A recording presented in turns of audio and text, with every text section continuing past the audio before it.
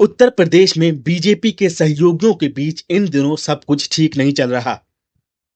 जितनी चुप्पी सतह पर दिखाई दे रही है, अंदर ही अंदर उतनी ही बड़ी सियासी खिचड़ी पक रही है। बात बीजेपी और उसके सबसे पुराने सहयोगी अपना दल सोनेलाल की हो रही है। सालों से गठबंधन की गाड़ी साथ साथ चल रही है, लेकिन अब उसमें दरार के साफ संकेत मिलने लगे हैं। ये दरार धीरे धीरे सार्वजनिक मंचों पर दिखाई दे रही है, जहां शब्दों की तलखी और आरोपों का तीखापन गठबंधन की सेहत पर सवाल खड़े कर रहा है। दरअसल अपना दल एस की अध्यक्ष और केंद्रीय मंत्री अनुप्रिया पटेल और उनके पति और यूपी सरकार में मंत्री आशीष पटेल भले ही सत्ता में हिस्सेदार हैं, लेकिन बीते कुछ महीनों से उनके सुर बदले बदले नजर आ रहे हैं। इसका ताजा उदाहरण लखनऊ में सोनेलाल पटेल की जयंती पर हुआ कार्यक्रम, जहां अपना दल ने पंचायत चुनाव अपने दम पर लड़ने का ऐलान कर दिया। राजनीतिक गलियारों में से बीजेपी के लिए कड़ा संदेश माना जा रहा है। आशीष पटेल ने यहाँ मंच से खुलकर यूपी सरकार और विशेष रूप से सूचना विभाग पर निशाना साधा। उनका आरोप था कि सरकार के 17,000 करोड़ के मीडिया बजट के बावजूद अपना दल की खबरों को जानबूझकर दबाया जा रहा है। आशीष पटेल ने बिना लाग लपेट ये भी कहा कि अगर उनकी पार्टी के पीठ में छुरा घोंपा गया तो वे चुप नहीं बैठेंगे।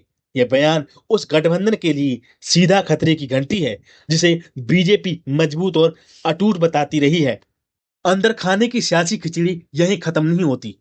पार्टी में बगावत भी जोर पकड़ रही है। निष्कासित नेताओं द्वारा अपना मोर्चा नाम से अलग गुट बना लिया गया है, जो दावा कर रहे हैं कि अपना दल के 13 में से 9 विधायक उनके साथ हैं। अगर ये दावा सही है तो बीजेपी के लिए भी खतरे की घंटी है, क्योंकि कुर्मी वोट बैंक पर अपना दल की मजबूत पकड़ किसी से छुपी नहीं है।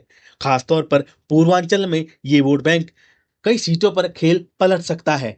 सारा मामला सिर्फ टिकट या पद की नाराजगी तक सीमित नहीं, जातिगत जनगणना एक ऐसा मुद्दा बन चुका है जिसे लेकर बीजेपी के सहयोगी दलों में असंतोष है। अपना दल लंबे वक्त से इसकी मांग करता रहा है। केंद्र सरकार की ओर से इसे आंशिक रूप से स्वीकार किए जाने के बाद ही पार्टी में नेतृत्व परिवर्तन की बात सामने आई, जिसे आशीष पटेल ने षड्यंत्र करार दिया।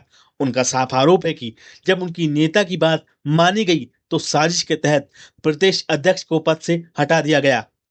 बता दें कि यूपी में कुर्मी समाज की अहमियत किसी से छुपी नहीं है। ये समाज पूर्वांचल से लेकर तराई और मध्य यूपी तक राजनीतिक समीकरण तय करता है। 2014 में अपना दल के बीजेपी के साथ आने के बाद ये वोट बैंक काफी हद तक एनडीए के पक्ष में रहा, लेकिन अब अगर अपना दल में फूट गहराई तो कुर्मी वोट बीजेपी से खिसक सकते हैं। हालिया लोकसभा चुनाव में अपना दल एक सीट गंवा चुका है, जिससे नेतृत्व की चिंता बढ़ी हुई है।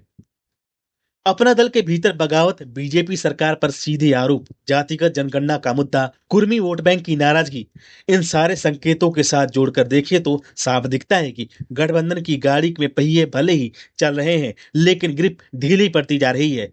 बीजेपी के रणनीतिकारों के लिए बड़ा अलर्ट है, क्योंकि अगर ये दरार पंचायत चुनाव में खुलकर सामने आई तो 2027 के विधानसभा चुनाव में इसका खामियाजा भुगतना पड़ सकता है। फिलहाल उत्तर प्रदेश की राजनीति में गठबंधन जितना मजबूती का प्रतीक होता है, उतना ही बड़ा सिरदर्द भी। अपना दल और बीजेपी के रिश्ते फिलहाल सजावटी गठबंधन की तरह दिख रहे हैं। असली तस्वीर पंचायत चुनाव और आने वाले महीनों में साफ होगी। अगर बीजेपी अपने पुराने सहयोगियों को साध पाई तो यूपी की सियासी जमीन पर नए समीकरण और बड़े उलटफेर तय हैं।